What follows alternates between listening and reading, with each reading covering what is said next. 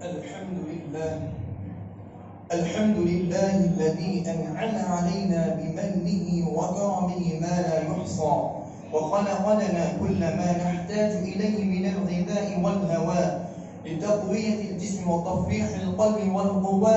أشهد أن لا إله إلا الله وحده لا شريك له في الذات والصفات والعطاء، وأشهد أن سيدنا ومولانا محمدا عبده ورسوله سيد الورى صلى الله عليه وعلى آله وأصحابه الذين فازوا بالدرجات العلى. أما بعد، فيا معشر الإخوان، إن من آداب المعاشرة الإسلامية آداب التنزل والسفر. فاعلموا أن الشريعة جوزت التفرج والسفر بشرط أن لا يفضي إلى أمر منكر. وقد قال رسول الله صلى الله عليه وسلم: أمرني ربي بمحق المعارف ومزامير والأوثان وصلب وأمر الجاهلية. وقال عليه الصلاة والسلام: الغنى ينبت النفاق في القلب كما ينبت الماء الزرع.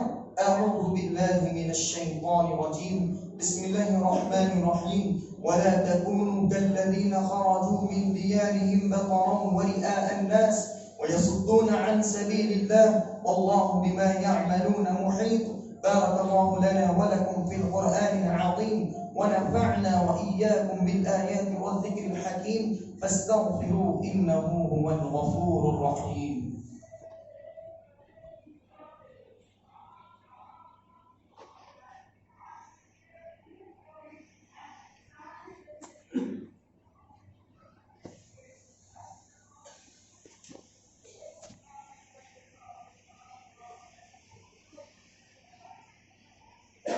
الحمد لله. الحمد لله نحمده ونستعينه ونستغفره ونؤمن به ونتوكل عليه، ونعوذ بالله من شرور أنفسنا ومن سيئات أعمالنا. من يهده الله فلا مضل له ومن يضلله فلا هادي له، ونشهد أن لا إله إلا الله وحده لا شريك له، ونشهد أن سيدنا ومولانا محمدا عبده ورسوله الذي أرسل بالحق بشيرا ونذيرا. إن الله وملائكته يصلون على النبي يا أيها الذين آمنوا صلوا عليه وسلموا تسليما. اللهم صل وسلم وبارك على سيدنا محمد وعلى آله وأصحابه وأتباعه وأزواجه وذرياته. قال النبي صلى الله عليه وسلم: أرحم أمتي بأمتي أبو بكر، وأشهدهم في أمر الله عمر، وأصدقهم حياء عثمان، وأقضاهم علي، وفاطمة سيدة النساء أهل الجنة، والحسن والحسين سيد شباب أهل الجنة، وحمزة أسد الله وأسد الرسول. اللهم اغفر للعباس وولده مغفرة وظاهرة وباطنة، لا تغادر ذنبا.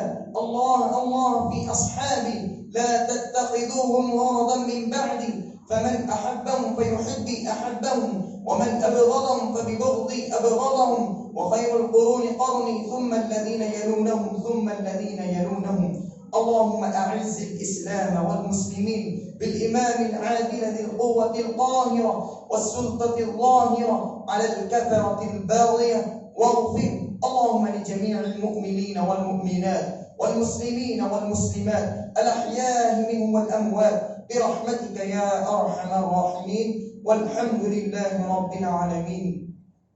أعوذ بالله من الشيطان الرجيم. بسم الله الرحمن الرحيم. إن الله يأمركم بالعدل والإحسان وإيتاء ذي القربى وينهى عن الفحشاء والمنكر والبغي يعظكم لعلكم تذكرون. اذكروا الله يذكركم وادعوه يستجب لكم، ولذكر الله تعالى أعلى وأولى وأعز وأجل وأهم وأتم وأكبر. وقوموا لله قانتين.